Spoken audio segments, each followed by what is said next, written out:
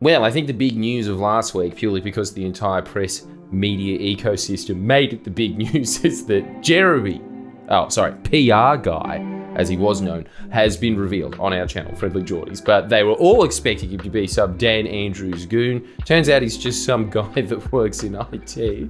And obviously, Avi Yemini, who has invested a lot of emotional energy into this particular, dare I say, crackpot conspiracy theory, that he seems to be going through the 5 stages of grieving about the reveal. Let's go through them, shall we? The first one was denial. He denied that the man that you saw in front of you was PR guy. He referred to him as fall guy, this guy's a crisis actor. The second stage being angry, then started saying, well, if he is PR guy, then I won anyway, so checkmate. No, don't make me get out the chessboard and use it as a chopping board. The third one was bargaining. Well, I don't ever know, because when you Google him, nothing comes up. Who'd have thought that someone that's been anonymous their whole time doesn't have a very good Google sludge trail? I mean, you look up somebody like me on Google and actually, wait, don't do that. Don't look up Google. Let's just do a poll. Do you think it's him or not? Isn't this kind of sussy, guys? Well, you never know. He could still be a staffer. It depends on how delusional you are, doesn't it? And then there was the stage of depression. He stopped posting about it, so he was obviously very upset.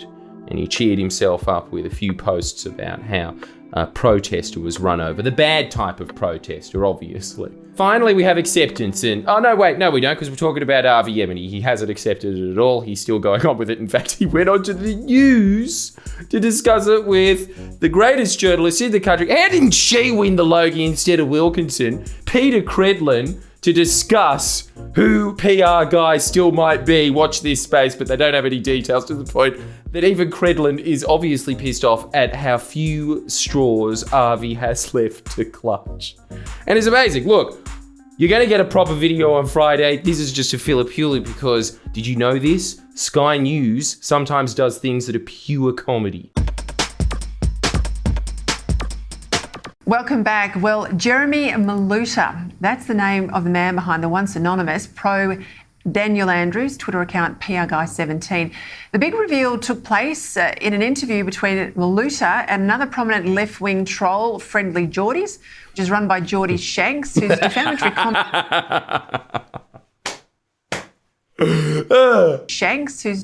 comments saw YouTube recently hit with a $700,000 judgment against it. I didn't pay a cent in damages. Google paid money in damages. Not that John needs it after his fancy new job was approved. But video coming at some point on all of that. Back to you, Peter. But while we know his name, what else is known about Jeremy Maluta? And more than that, what happens next? The man who took this fight on 2 years ago, Rebel News chief Avi Yemini, joins me now for the latest. Great to have you back on the show, Avi. Certainly Absolute chief. A lot of interest in our interview the other night. Jeremy Maluta says he is PR Guy 17. Now, is that right? And what do we know about him and his left-wing advocacy?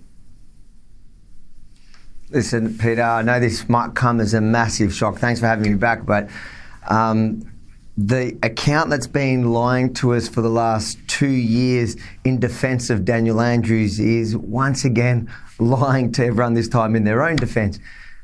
We've had investigations over the last couple of days, and I can tell you right now, watch this space and all those people that got so excited that the person that unmasked themselves with a fake name and didn't even show their face, has no social media presence. No, Avi, what are you talking about? He showed his face. It was just behind a magic eye that if you look really closely beyond the image in front of you, you can see it. Has no social media presence, cannot be found online, was once again lying to us, Peter. And I say to your audience, watch this space. Well, that took the classic Twitter meme to another level of having Wojak with the happy face over himself as he cries profusely. They had to cut to a picture of PR Guy's tweet as he fake laughs in the background. So you're saying it's not the name we've been given, this Jeremy Maluta. You're saying either Jeremy Maluta doesn't exist or that they are not PR Guy 17. No. So there's two options here. Who knows if that person who... Bam! Ladies and gentlemen, your legal fund at work. That's the sound of victory. No. As the world's most sympathetic kindergartner teacher asks, did you do your homework, Avi? There's like, it's actually a lot more complicated than yes or no. So are you saying your dog ate it? Well, I'm saying that's an option, but I can tell you right now, with confidence, that you should wait for me to tell you more. I've got stuff coming, trust me. We couldn't really see their face, and who called themselves Jeremy Maluta was the account holder from the beginning. We're going to find that out through the court action. It's possible that it is that person, but the name is certainly a little bit off. It's half their name and it's half... Guys, if you invested to that legal fund, you can't be happy with that being the result, surely. We're going to see if that's actually his name and, oh yeah, it is. Yes, I win. Well, obviously we didn't see their actual face. They were hiding it still. Isn't it funny? Somebody who's come to unmask themselves really raised more questions than answers and didn't answer the question of their connection to Labor. Avi, yes he did. On both counts, this is the end. To quote the first Willy Wonka, you get nothing. You lose. Good day, sir. And what we've managed to dig up in the last couple of days is going to be quite revealing. So I know the last couple of days over the weekend, it was Don't Cry. Avi, I think, was trending on Twitter. I think those people that got a little bit ahead of themselves. Yeah, but you weren't getting ahead of yourself for claiming that PR guy was a Labor staffer for well over a year, getting Liberal politicians in on this, pointing national news cameras at your face. Hello, I think he's a Labor staffer. Watch this space. Comes out that he's not a Labor staffer. He didn't not say that still. Watch this space. And yet they still invite him back on. I know that this is a trite point, but the Murdoch press truly is an alternate universe. So this guy Maluta in that interview with the Friendly Jordies host claimed that they've got, no PR experience, they're not a social media expert, blah, blah, blah. Now, I've been around politics a long time. That was a very savvy political account. Yes, after all, it outsmarted Peter Credlin.